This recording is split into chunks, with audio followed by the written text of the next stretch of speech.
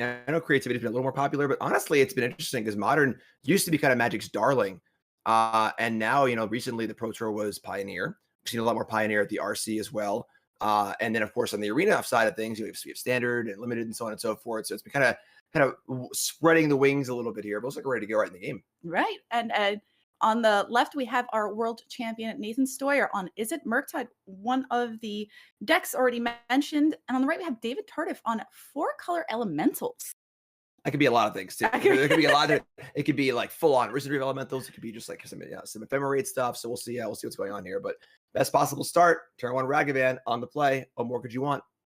Yes, and we'll see if David is going to be able to jump in front of that pesky monkey here. We'll see how he's going to start off the game. Takes a good long look at the hand. Decides going to crack a Flooded Strand and... See, I love this. We have Nathan shuffling. Still from his turn, and that David's going his turn to shuffle. If you haven't played Modern in a while, it's sort of like a culture shock almost, where you kind of forget, oh yeah, the first 2 turns are just both players shuffling their decks constantly. It's kind of crazy. Yes, especially when the color demands. I imagine in a 4-color deck, you're going to see a lot of shuffling, and Ragavan gone. So exiled. See you later. Peace. So David able to answer that turn 1 Ragavan, and we'll see if Nathan has a good follow-up play here. Draws 4 turn and takes a long look at the hand. Spire, Bluff, Canal, taps 1, plays a Dragon Rage Channeler. Also a worthy replacement. Right. One of the best red 1-drops printed in the past few years. It is funny that it is it is extremely good and the second best red 1-drop in its own set. We'll see a Consider, and Dragon Rage Channeler is going to trigger here. So putting that trigger on, going to say, okay, I will do that. Just scry to the top and draw that card off of the Consider. Leyline Binding, also going to take care of the Dragon Rage Channeler. So Nathan's played 2 threats. David's had 2 answers. Yeah, it's funny, doing paper coverage now. I thought that was a teamer triome, but apparently it must be the Sultai triome, because obviously Leyline Binding is cast for 1. So lands are going to get us all day. We've battled with those. So you get to watch Nathan and David battle each other. And then, of course, Nicole and I battle the alternate arts here in the booth. How many different arts of Ragavan will we see today? Yes. There's some fancy ones given out at the MagicCon Philly. So there were. You think we're going to see any of those? Nice. Yeah. Nice 2K Ragavans. I can see 1 or 2. Yeah. Especially if you're going to be on camera, you want to show it off. Right, of course. We see Nathan fetching up a basic island here, shuffling that deck. Yeah, so this is pretty important. David here has answered the first 2 threats, and the Murktide deck really thrives off getting on the battlefield early, being able to untap and then play counter spells and defend and so on and so forth. But that's another threat. There you go. Nathan bolting face, saying upstairs, main phase, not something you see too often, but here it makes sense because it's followed up by a Murktide Regent coming in with 2 counters after exiling the Consider and the Bolt. So got to grow that a little bit. Nice 5/5. With David at 14, it's already a 3-turn clock. Yes, and we'll see it. David fetching once again. Another thing these fetch lands do is take care of, a good amount of life every game. That's true. 3 and 5 life. And we've already seen some fetches and shocks, 17 to 13. Just a basic planes here from David. We'll see if David has a threat or another answer for the Murktide region, perhaps here to follow up. Yeah, Nathan's tapped out, so Solitude or some sort of answer right now, other binding, and the Is It Murktide deck is a bit. That's a really good one. Is a bit threat light. Yes, and Teferi coming in and bouncing Murktide back to Regent makes it a bit harder to cast next turn with an empty graveyard. Teferi on 1, and David gets a draw for that too. Yeah, probably best possible answer, honestly. It bounces answers your thing, and of course if the Teferi stays in play, all the counter spells are off. So Nathan has to bolt it, and that's a pretty bad exchange of resources. There are 2 for 1 on David's side with extreme tempo. Yes, and it looks like only 2 cards left in Nathan's hand as well. No follow-up play after bolting that Teferi. So pass back to David, who will play a Forest for turn. Taps 3 and Risen Reef. Do it. Yeah. All right. We have our first elemental. Oh. Oh.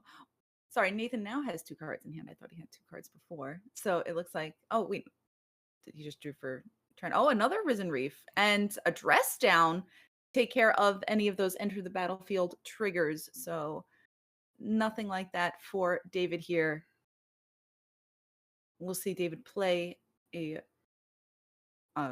Windswept Heath and fetch up another land. A lot of fetches in this deck. 4 colors. You gotta get going here. Right, Breeding Pool, shocking that and down to 10.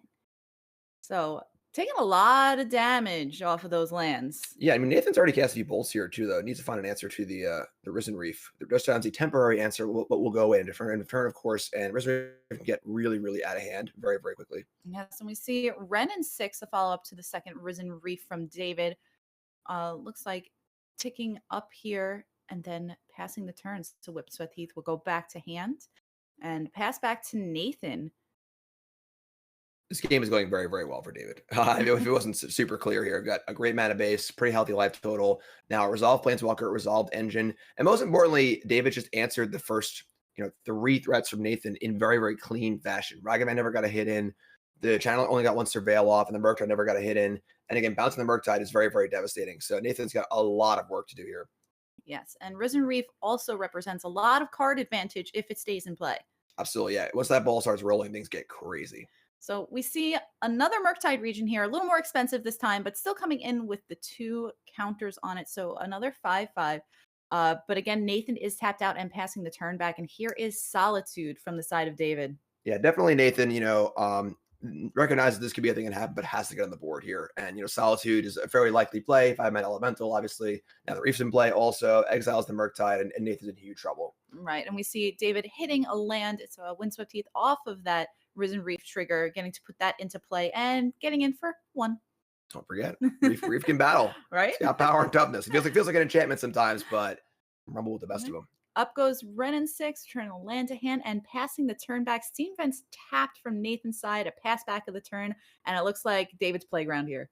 Yeah, if we had an advantage bar right now, it might be tilting up the side of the screen. We see Solitude and Risen Reef both getting in the red zone this time. So that's going to gain a little life on the side of David, and Nathan will drop down to 15. David up to 13. It's an Eldamari's Call. It's kind of a classic old card. This is a green-white instant that tutors for any creature. And there are a lot of good ones in David's deck. Yes. It's interesting too, because normally you think of the tribal deck, like humans or goblins or elves, where it's kind of like a linear, aggressive, kind of getting the board deck. Whereas elemental deck is almost more of a control deck, where you're just drawing a ton of cards, you're playing all these great pitch elementals. You have room for cards like Teferi and Ren and 6 and Leyline Binding. So a lot of raw power here in a sort of like pseudo creature control deck. It looks like Omnath was the choice here. That card's good too. Also an elemental. Yeah, the card quality in the elementals is super high. They're not like the elves or the goblins or whatever, where they're weak individually but good together. They're mostly just all good, Right. Just across many different colors is the issue. And it looks like counting to make sure that he has all 4 requisite colors. While he fetched that Stomping Ground, down comes Omnath. It's so lucky to have all the colors, Yeah, trigger on Risen Reef. Gonna take a look. It's a land. It's a Triome. Comes in tapped anyway. So playing that and passing the turn back. Yeah. One of the things that isn't Murktide is it does a really good job getting ahead early, but once it falls behind like this, as we can see here, Nathan, the world champ, packing it up here in a pretty dominating game 1. No one to hold him. No one to fold him. Yeah. Going to look at game number 2 here. Now, what should we expect to come out from the Murktide side? Are we going to see things like the bolts stay in, because it takes care of some of the smaller, but it doesn't answer things like Solitude or Omnath. It can answer a Risen Reef or Teferi. Love these hand cams, by the way. Yes. See a few blood moons there. It's tough because some removal needs to stay in because you need to actually kill Risen Reef. You can't let it sit and play. But the creatures all do something in David's deck. They ETB, they exile creatures, they deal 4 damage, they draw a card. So trying to beat those with removal isn't a very good plan, but there needs to be something to let it get out of hand too. So it's going to be on Nathan here to get on the board really, really early. Leverage a counter spells. We saw Mystical Dispute thumb forward here. We see Subtlety as well. Just find a way to get ahead and to keep David from getting that huge ball rolling. Because once David's engine gets online, there's a Ren in play, there's a Teferi in play, there's an Omnath in play. It's just too much power for Murktide to overcome. Yes, and we see, like you said, thumbing those Mystical Disputes. A nice, easy, cheap answer to some of the bigger threats from David. Those dress downs also there. Yeah, that card's pretty nice as well. Yes, we saw that do a little bit of work for Nathan in game one, albeit it didn't work out. But kind of looking through, seeing what needs to be shaved here. Yeah, I think that that game, David's draw really did line up perfectly. We had 2 1-mana removal spells, the 2 1-drops from Nathan, and then on the Murktide turn, having Teferi there is just huge. Not only do you bounce the Murktide, you draw a card. Nathan has always a bolt killing it the next turn, so really had the perfect answer. If any of those cards had not been answered on the turn it was cast and allowed to untap, get that first Ragavan hit in, get that big Murktide untap, things could have changed a lot. So the pressure is definitely on David to have the answers here. David is definitely the control deck, and Nathan is definitely the aggro deck. And we'll see if Nathan can get off to a better start this game. Yes, as we see, Nathan had to tap out to cast most of his threats in game one. And we did see he did have a counter spell later on in the game, but was unable to cast that against any of the removal that David had. So if Nathan can perhaps better protect those threats here in game two. Yeah, I think a lot of it is about with the Murktides. Nathan recognizes, he is the beatdown deck here. And the late game power of the elemental deck is just too strong to compete with. So while Nathan would like to go a little later into the game, maybe play counter spell, at least some mana up, try and play Murktide with mana up for a counter spell. You just can't wait that long because the longer you wait, the worse things get, and the more David is favored. So choosing to jam those Murktides there, while it looks kind of from a hindsight perspective, well, he had the Teferi, but if David doesn't have the Teferi there, doesn't have the right answer at that exact time, Nathan untaps and probably wins. So I think making some reasonable choices here, understanding the matchup, understanding what needs to be done to win the game. So the exclusion of Blood Moon from Edition, like you would think, I'm looking at a 4-color elemental deck, a 4-color deck. I want to bring in my Blood Moons. Well, why would that not happen on the side of the moons did not come in? The moons did not come in. Surprises me a little bit. I mean, obviously David knows the moon's a possibility, and there are fetchable basic lands. But that has surprised me a little bit. But we'll see. Nathan's very smart. He's our current world champion, 20 years old. It's crazy to think about, at Worlds itself, where a lot of these, legends of the game playing who are 35, 40 years old.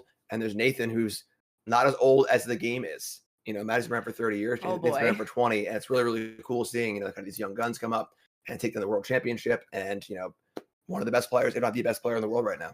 Yes. And I will defer to him. So if he doesn't think the Blood Moons are coming in, I agree. Right, exactly.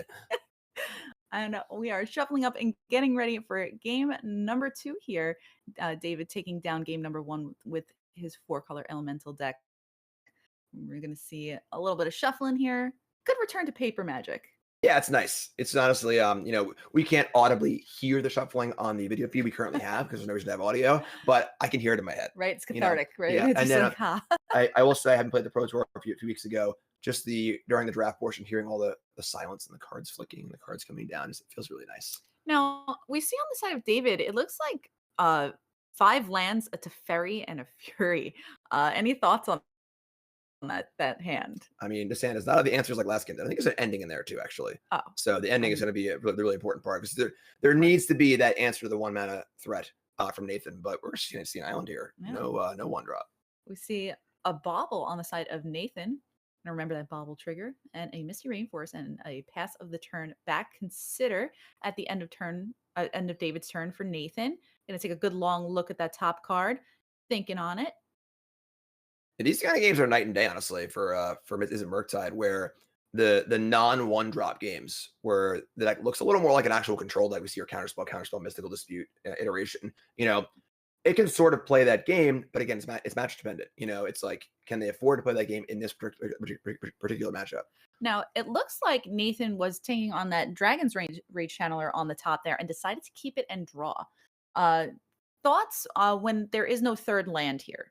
This is interesting because and Nathan's also choosing to leave a counterspell for a possible Ragavan or something like that too. So playing a little more of that slower game, trying to get the channeler in play with a counterspell backup. That's what it looks like here as Misty Rainforest was played, not cracked yet. Nathan going to take a quick shuffle of David's deck and passing it back the turn 2 for David. The draw is Lightning Bolt.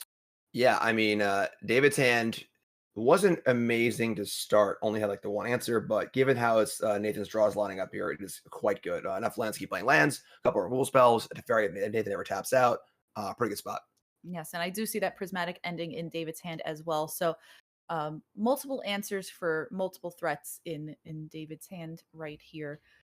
We'll see if Nathan decides to deploy a threat of his own, and it looks like Dress Down just to draw. It's going to cycle here. Yeah, it looks like, Nathan needs to find line number 3. Needs to get a threat in play. This is very different than game 1 where Nathan was like threat, threat, threat, and again, this control game is a little harder to play when the deck like David's has so much late game power. So it looks like Nathan's draw for the turn was another Dress Down.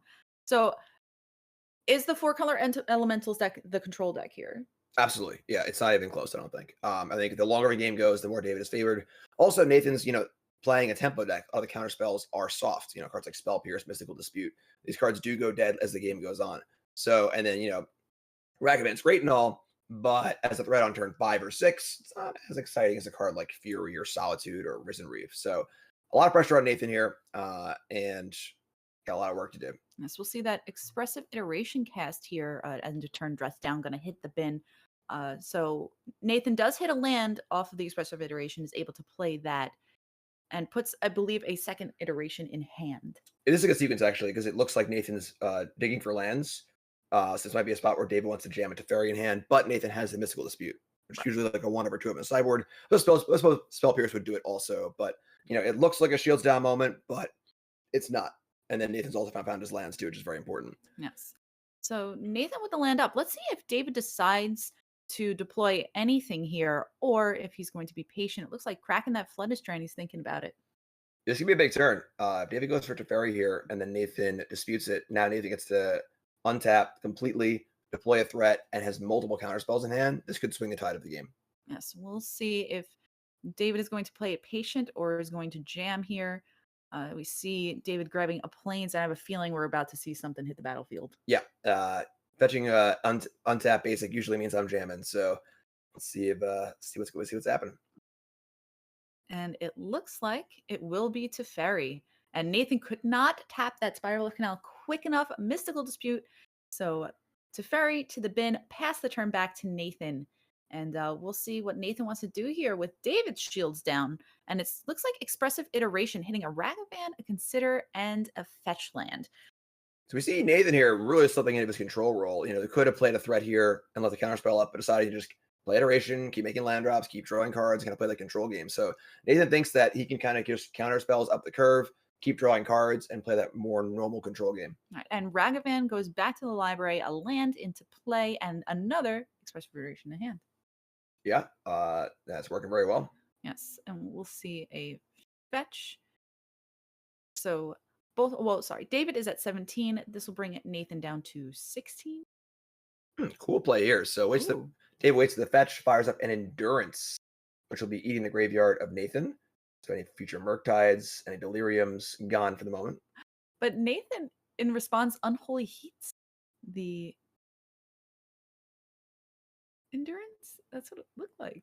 Yeah, that'll work. Yeah, that'll do it. All right, what's going on? What's going on here? Looks like everything's shuffling. He had to fetch. So yes. there was a fetch, kind of shortcutted in the middle there, just making sure the order of everything is right. Yeah, I got to make sure, do it all properly, that everything that's supposed to get shuffled back gets shuffled back. And looks like our players are both on the same page here. Still a great exchange for Nathan, though. Obviously, losing the graveyard kind of sucks, but the race to a Murktide or a Delirium's channeler here, not that important, honestly, because Nathan's kind of in his control role. He's already plus 2 or 3 cards with the iterations, and looking pretty good. Yes, certainly. And Nathan, finally comfortable going to deploy a threat in Dragon's Rage Channeler with an empty graveyard for now. Yeah, and I think that Nathan has a Ragavan in hand too, and decided to hold that one. Maybe trying to play a player on Fury or something like that. So content to just kind of play this game very slowly. Yes, David does in fact have a Fury in hand. All right. We'll see Prismatic ending here, and a response will consider. So Dragon's Rage Channeler will surveil a land to the graveyard. I'm going to take a look at that next card for the consider, scrying and thinking about it, considering taking a good long look at his hand, see if Nathan wants to keep that card on top and draw it, or... Yeah, there's a high desire to just put almost any card in the graveyard here, just kind of refill, get Murktide ready, get the Delirium ready, but going to draw it. And I think from David's side, that means that card's really, really good. Yes. And we see it is a Murktide Regent. So There you yeah, go. I would say that is pretty good as Nathan untaps for turn and draws a second Murktide Regent. Yeah, I mean, full grip for Nathan here. Enough mana, enough threats, a couple counter spells, looking pretty good. The only real limiting resource is the graveyard being only 2 cards. Yeah, I see double counterspell, double Murktide Regent, a Ragavan, dress down. So definitely ways to protect those creatures. Sliding to a bit of a draw go game here. Nathan says go. David says go back. We'll see Ragavan coming out dashed to be bolted. So what are your thoughts on dashing Ragavan there rather than just playing it? I mean, it means that Nathan's not concerned about the mana. Spending 1 extra mana here is not too big of a deal. Has the counter spell up. It's fairly likely to die, given that, David has a bunch of cards in hand. They've been playing Drago for a while. But I think Nathan's just saying, hey, I want one of your cards. I want a card in the graveyard. Here it is. If you don't got an answer, cool, but you probably do. That's totally fine too. We'll see. David lining up those lands, taking a good look, playing another land, and just passing again. Yeah, I mean, it's hard to see how many cards David's got in the grip, but it's a decent sized hand. Definitely interesting to see. As we said earlier, the longer the game goes, the soft counters go dead. So, and Nathan saying, "I'm dashing out my other Ragavan."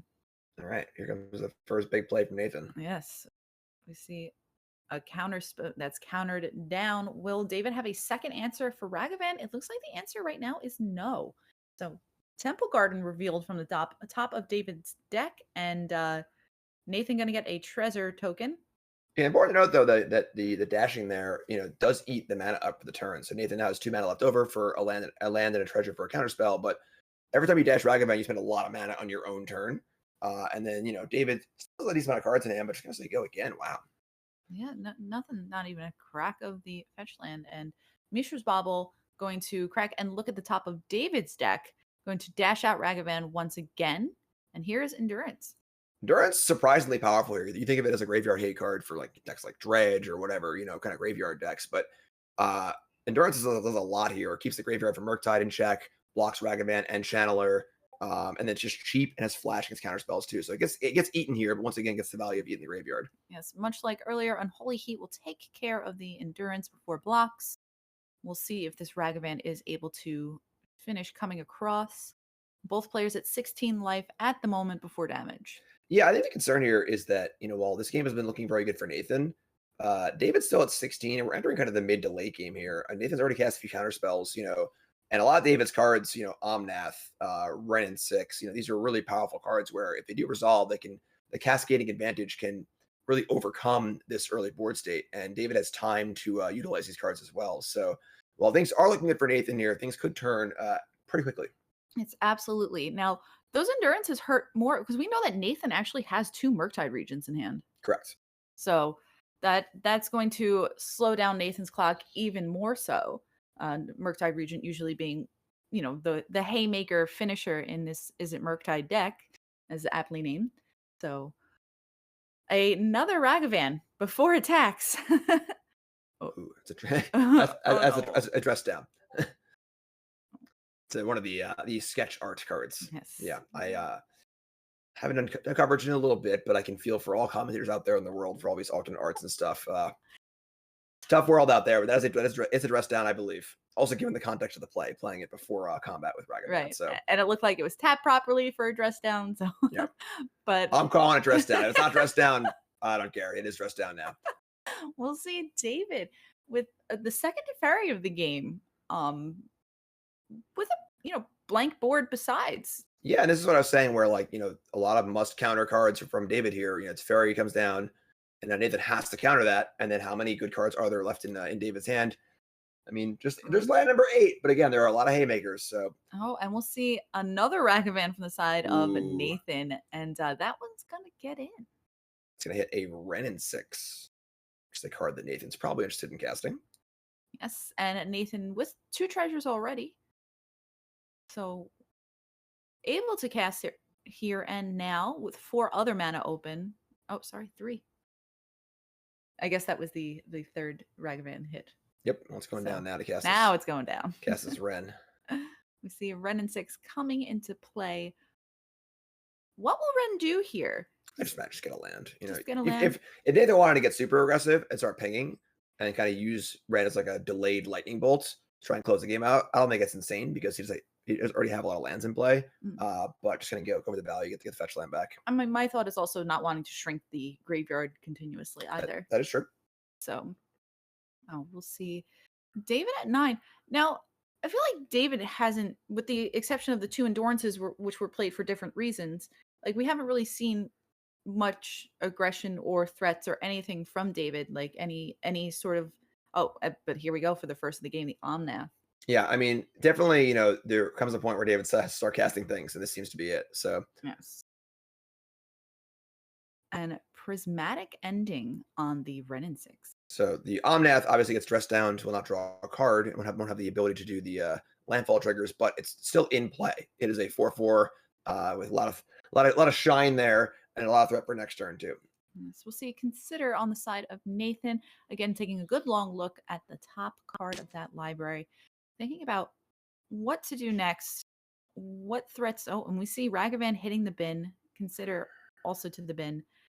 With those Murktides in, you want to bin almost anything. You just got to fill that graveyard up. And now we see, though, as I was saying, Nathan has not closed this game out yet, and we see an Omnath in play, and David can start playing some really powerful cards and maybe crawling back into the game. Yeah, Omnath does a lot of stuff, too. So Omnath gaining life, Omnath adding mana, Omnath does a lot. It's quite the toolbox. Yeah, one interesting thing here is that there's no companion for David. Usually we see the elemental decks are playing Kihira, the Orphan Guard. And that's a great thing to have to sink your mana into when you're kind of flooded like this, have a bunch of lands in play. But looks like Unholy Heat's taking down Omnath, and here comes Ragavan again. And hits a Solitude off the top of David's deck. So up to 3 treasures, has 6 mana, would be able to cast a Solitude. Yeah, if Nathan wants another threat here, it's not crazy, but looks like it might be Murktide time. Counting up mana here, tapping 3, taking a look at the graveyard, deciding what to exile here, and it looks like we're going to see some instants and sorceries get exiled. Good choice, Surprise. Nathan. Good choice. World champ for a reason. So we see here Nathan tapped a 3rd mana. I think this should signify to David that there's probably a second Murktide coming, because why else would you be so careful with your graveyard? Obviously, Delirium's the thing too, but the big Murktide comes down. Now the window for David is starting to close pretty quickly. Yes, and also leaving Counterspell in the graveyard as well, like not making the Murktide as big as possible. But David sees the end of times, so we will head to a game number 3 here. Both players taking down 1. Yeah, kind of an odd game. I think David flooded a little bit there. It felt like David was just a little bit threat light, and while the pace of the game seemed to favor David, Nathan's draw lined up well. The iterations are definitely the one card you want to have when you're playing a Strago game, as long as you get the draw 2s over and over again. And then David just couldn't really get through. There was definitely a few turns where if David had just gone threat like 4 turns in a row, Nathan would not have had all the answers, but David just couldn't really find them. Yes, and we did see that big turn of Teferi getting countered. So yeah, Teferi's a big one, but now we see David going to be on the play here on game 3. Also, we'll see. I mean, that game, was a pretty atypical Murktide game from Nathan, like I was saying, where we saw no 1-drop on 1. We saw the declining, playing the 1-drop on 2, and kind of just playing the slower control game. We'll see how that plays out for Nathan game 3 on the draw. If Nathan wants to kind of keep that stance or wants to try to be a little more aggressive. And it looks like Nathan opting for a Ledger Shredder over a Dragon's Rage Channeler here. Yeah, I guess Shredder's a little better in a longer game. And also we did see a bunch of endurances too. So Dragon Rage Channeler does run afoul of endurance a little bit. Yes, we see 1 or 2 still remain in the main deck, but just deciding the 1 Ledger Shredder coming in. Yeah, I think that's just hey, this was a little bit better than that threat. It's not I don't need to take out Dragon Rage Channeler. I don't need to put a Ledger Shredder, but it's a slight upgrade. So deciding to still the Blood Moons remain in that sideboard. Yeah, I'm still a little surprised by that. But again, Nathan's real good. So we'll happily defer here in the booth. Yes. We'll see. Getting ready to shuffle up for game number 3 here. Nathan Steuer on Isn't Murktide and David Tardif on 4-color Elementals. As an aside, these hand cams are freaking great. Oh, yeah. Just here for the hand cams, and we get a round of applause in chat because looks real good. excellent, excellent from our side as well to be able to see what's going on. Just good stuff. Yes. Now it's possible that the lack of hero means we might have a new card in David's deck, in Elishnorn, Mommy of Machines. Very, very good in the deck. Very, very powerful card. And doubles all of the ETB abilities. Mother. So, mother. So we see, double Solitude, double Fury, double Risen Reef. Things can get a little wild. So definitely a possible reason. This is a closed deck list event. So we don't have the deck list of the players. So I need to make some educated guesses at times. Mother certainly, can get the party going. Mommy. Mother, may I? And the answer is no. If your opponent has one in play, you will not get your ETB abilities. It's important to note, I believe Murktide is not an ETB ability, though. It is a setting ability. Right. Because it needs to come in as the size that it is, so you can't bolt it. So I don't think that the... yes, I believe it comes into play with that many. Correct. So Mommy will not affect any of the cards in Nathan's deck as far as ETBs go. But of course, I believe it is 7 toughness, which happens to be just the right amount to get out of Unholy Heat range. And then, of course, a powerful card in general. Yes, an interesting one that I'm looking forward to seeing in play at some point, hopefully. Yeah, it's gotten a lot of hype so far. Hasn't really found too many significant homes. It is a 5-drop, obviously, but it's fairly easy to cast, and the effect is very powerful. And it's kind of like Shieldred, where it sits there, you kind of don't really realize how much of effect it has in the game until you see it in play, because just so many things have ETB abilities, So it does turn off a lot of stuff. All right, looks like we're ready for game number 3 here, as players are dealing out their hands. Let's take a little look here. We see 2 lands, Wrenn and 6, Solitude, Teferi, and it looks like David keeping this 2-lander, snapping it off, playing a tap land, saying go. Yeah, I mean, a lot of it's predicated, I think, would be on the player draw. Being able to resolve Wrenn on the play, where only Spell Pierce can answer it, is huge. So, this is a game where if Nathan's on the play and can counterspell the Wrenn, this game is entirely different. So we see here, kind of like your classic Magic, play draw versus counterspells thing, where you can play your 2-drop on the play against a counterspell deck and have it resolve. Right. We do know that Nathan does have things like Mystical Dispute and Spell Pierce is always a possibility. But we'll see if David is comfortable slamming this Wrenn 6 here. And I see a Flush Storm in Nathan's hand also, but Spell Pierce is the only one that can cleanly answer it. And I don't think that it's currently available for Nathan. Yes. I do not see one, but... And looks like we got, is that what's the red card? Is it an Unholy Heat? Not sure. But we see, consider, it's very, very, very setup heavy hand for Nathan. A lot of cantrips, a lot of card draw, not a lot of actual action. Yes. Oh, and consider. So Nathan going to take a look at the top here. Bolt going to take that, untap, and draw for turn. We see Ledger Shredder. So a second Spire Bluff Canal push to the front. So Nathan could heat and bolt this Wrenn. That would kill it at a major disadvantage, a 3-1 disadvantage on cards, and also tap Nathan out for the turn, leaving David open for a Teferi. So could be KO, but it's risky. It looks like just a Ledger Shredder and pass the turn back to David. So we've got a 1-3 out on the battlefield. So now I see very, very different from game 2, where once David resolves a threat, Nathan can't sit back anymore. So now if David has a Teferi here, this is a phenomenal start for David, So kind of that wall of counterspell starts to fall apart once David resolves something, then Nathan's tap out, and then the raw power of David's deck can come through.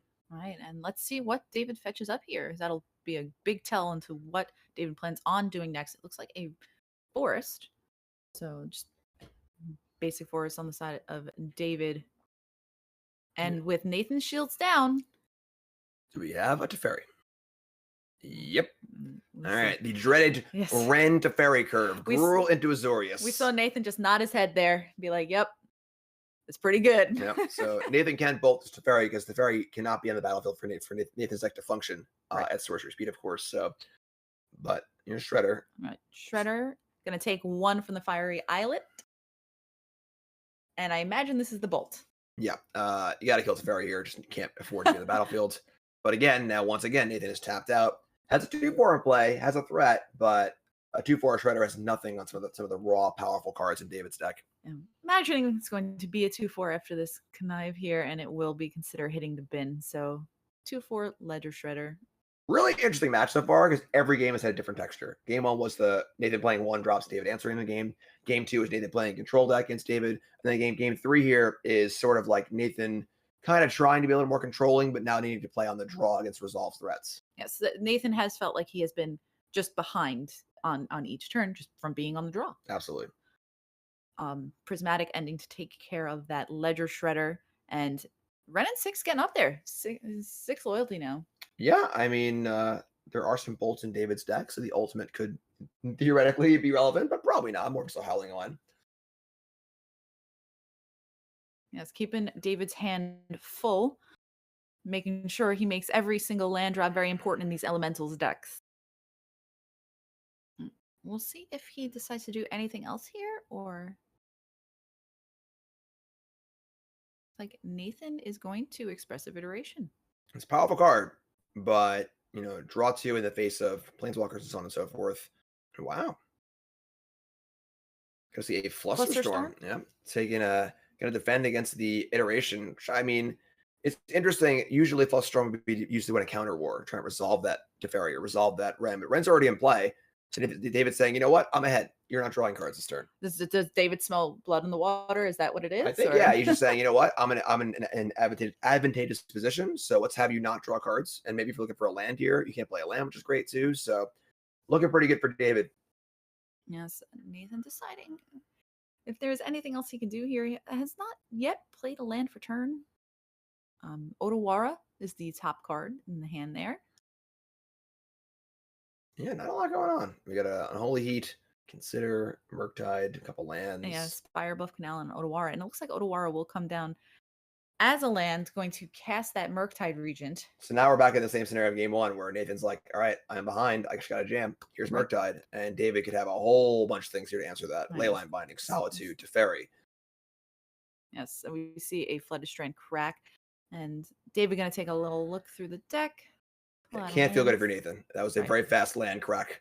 So see what comes up here, but it's probably not going to be good for Nathan. Hard cast Solitude would be something. Yeah.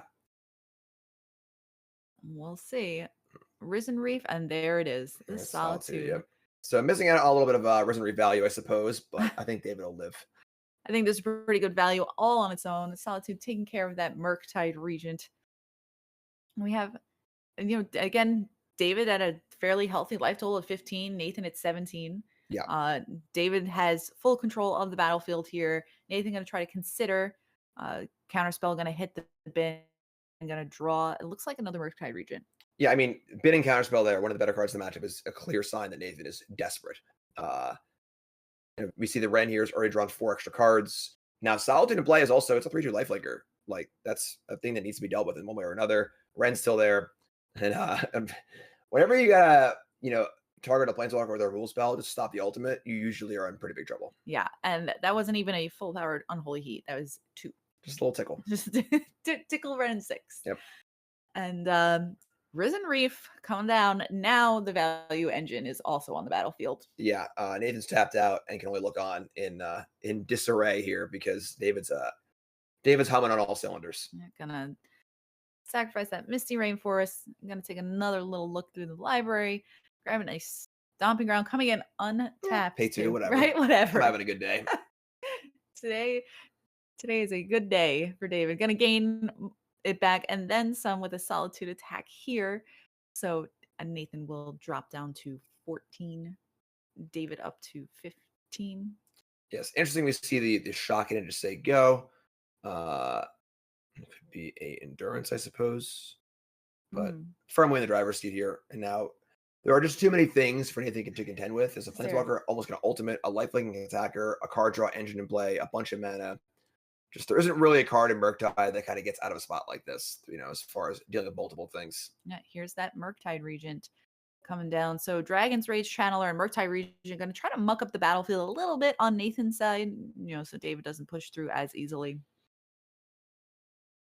Yeah, definitely interesting on that. The Stomping Ground untapped. It looked like it might have been for an endurance, but never cast. Obviously, Nathan just cast the Murktide immediately, and the cards are dealt as part of the cost, so you can't endurance in response to that. But yeah, you can see the body language here. Nathan is not too thrilled how his game is going. Right. Red and 6 going to ping the Dragon Rage Channeler and play a Windswept Heath. Then going to pass the turn back. Now, Interesting. So you would think if David had an answer for the Murktide, it would have been guessed. So, and oh my. oh boy, yeah. So Ren and 6 going to hit the bin after that Murktide attack, taking it out, and another Dragon's Rage Channeler. And I imagine, it's hard to have an answer for both Dragon's Rage Channeler and the Murktide Regent too. Yeah, I mean, the Channeler is just a baby Channeler. I mean, David's drawn a lot of extra cards this game, but they all were lands off the Rens. So it's possible David's hand right now is just 5 lands. Because any Elemental would probably hit the battlefield with the Risen Reef in play. Any removal spell would have hit the Rens. I mean, the Murktide. So definitely interested to see how this goes. Oh, that's a pretty shiny one. Yes. Omnath in all of its glory. Omnath, Locus of Creation, has joined the party. And in response, an Unholy Heat on the little 1/1 Risen Reef. All right. Sorry, little buddy. So not going to get a trigger there. Going to Surveil. It looked like a Ragavan to the bin. But Omnath itself will trigger. So David going to draw off of that. And it looks like a land and a Solitude in hand now. Yeah. Looks like a lot of lands, but that Solitude is pretty clutch. Double Veil of Summer. That's the part of the equation that looks interesting here. So just haven't had a chance to cast Veil yet. There hasn't been a turn because Nathan's been tapping out so much that David's been able to resolve his spells. So definitely an interesting hand. A hand that you can probably sniff out if you're Nathan. Like what cards could be stuck in David's hand at this point besides lands, and Veil is a card that makes sense given the texture of the game. Right. And we see David separating his mana here. Going to tap one, play Solitude. I'm using the 4 mana floating from the landfall ability of Omnath. Mm-hmm. And despite being a little flooded here, David's still in a very good position. We see another tap and Prismatic Ending on the Dragon's Rage Channeler. And here it comes. Spell Pierce. Is it Veil time? It is. Just take your 2 for 1 and be happy about it. Draw the card, David. Oh, knocks over some card. Got a little overzealous there. And make sure you attack with the one that actually has non-summoning sickness. It's very important. You gotta play an honest game here. Yes. Looks like things have flipped once again. Nathan revealing the counterspell from hand and saying Nathan's that's enough. trying to counterspell the game. He says, "You know what? I'm going to counterspell this game. We're going to play game 4." So a pretty dominating win there from David. Yes, that was definitely an impressive showing from 4-color Elementals and our 4-color Elementals player. Yeah, I mean, it seems like a pretty good matchup for Elementals. There really are just so many must-answer cards. Where in a less fair matchup, if David's playing against a more combo-oriented deck or something like that, the higher cost cards, the answer cards aren't going to be as good. But in a spot like this, just so many answers for the 1-drop threats, so many answers for Murktide, so much card advantage, and so many must-answer cards. You just,